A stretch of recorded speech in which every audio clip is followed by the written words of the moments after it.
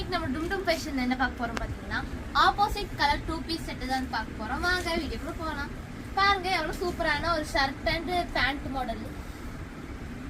இதுல கலர்ஸ் பார்க்கலாம். நிறைய கலர்ஸ் அவைலபிளா இருக்கு பாருங்க.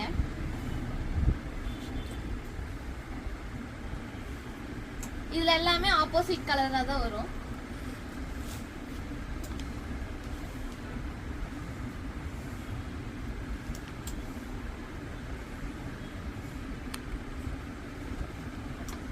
சூப்பரான கலர் காம்பினேஷன் தான் நம்ம கடையில் அவைலபிளா இருக்கு